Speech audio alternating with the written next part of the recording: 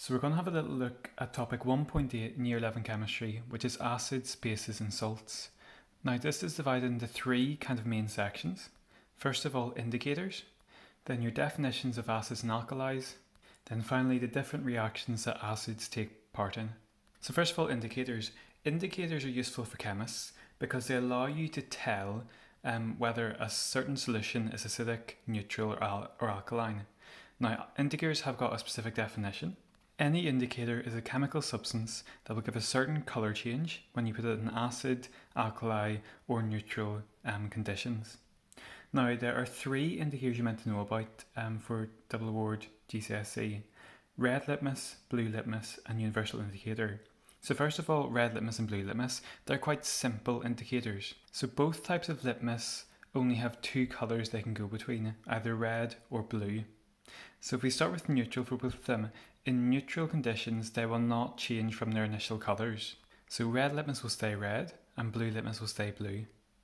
Whenever you put them both into an acid, red litmus will remain red and blue litmus will also change to red. So both types of litmus will be a red colour within acidic conditions. The opposite case is true in alkali. So whenever you put red litmus into alkaline conditions, it will turn blue.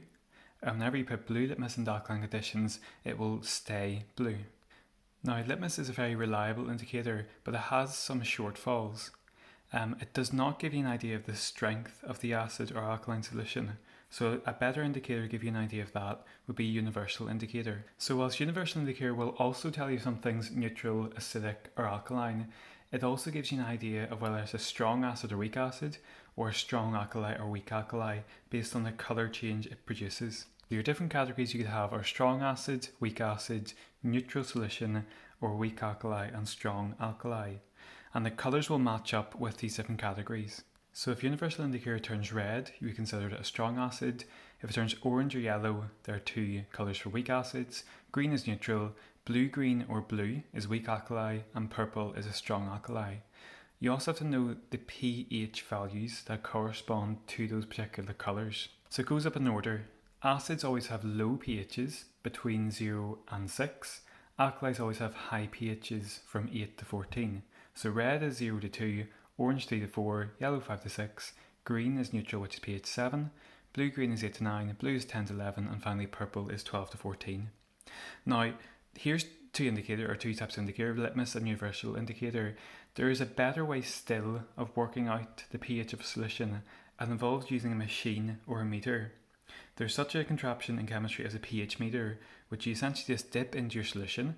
It's got an electronic screen on it and it will tell you to 2 decimal places what the pH is. So that's by far the most accurate way of working out pH. So again, the pH meter is the best way of measuring pH because it gives you a numerical value, so you're not having to judge a colour of a solution. You just look at the screen and it gives it to 1 decimal place. Therefore that's the most accurate way you have of measuring a pH.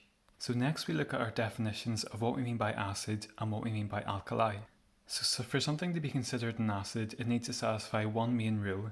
It has to dissolve in water to produce H plus ions. That's the definition. So the H plus ion, which is just hydrogen with a positive charge, is the key thing which makes an acid an acid. The more H plus ions you have in a beaker, the higher the concentration that means, then the more acidic it will be, and therefore the lower the pH, so it gets closer and closer to 0. Now there are a few examples of acids you're meant to know about off by heart for your exam, and they're put into two categories. You've got strong acids and weak acids. So your strong acids are HCl, H2SO4 and HNO3.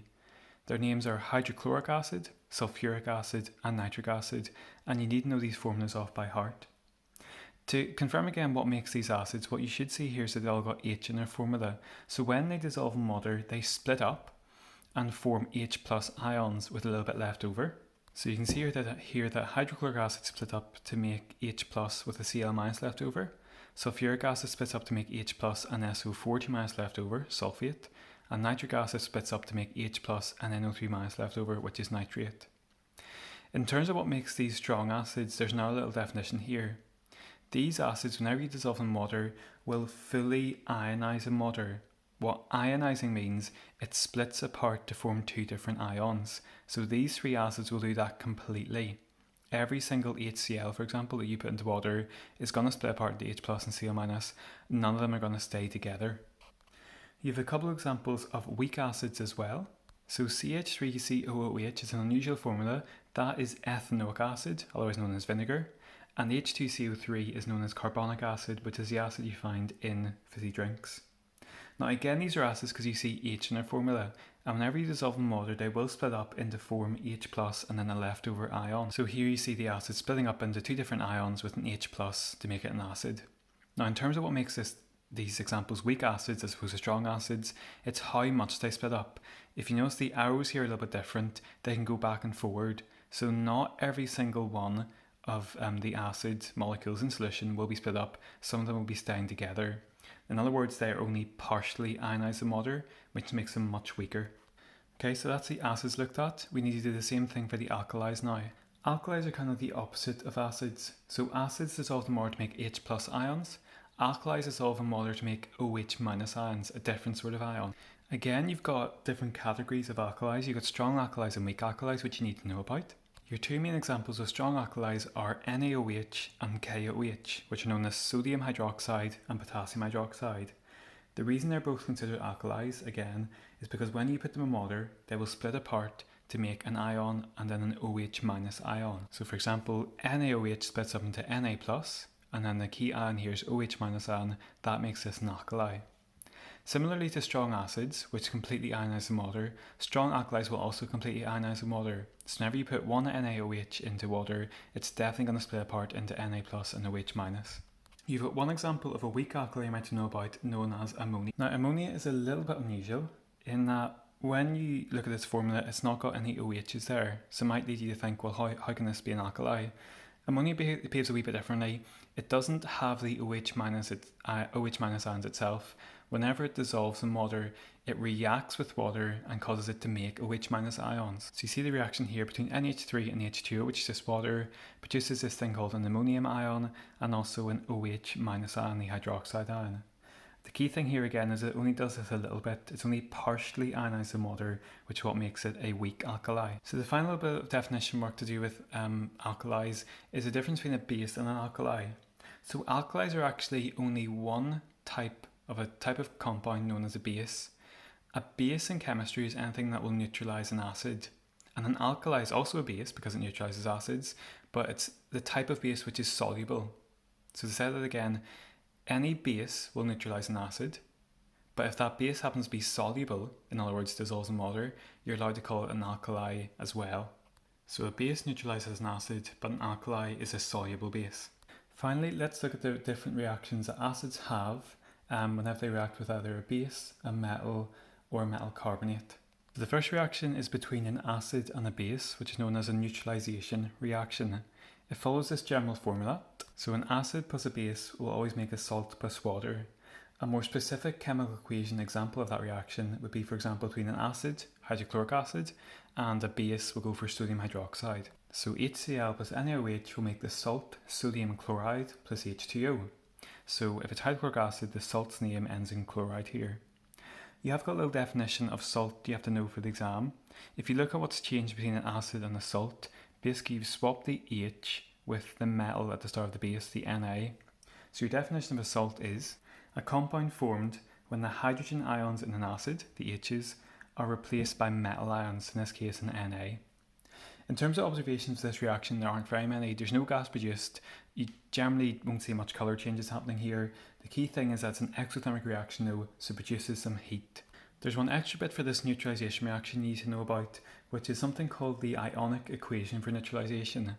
In the ionic equation for neutralization, basically you're looking for the general case about what happens in a neutralization reaction.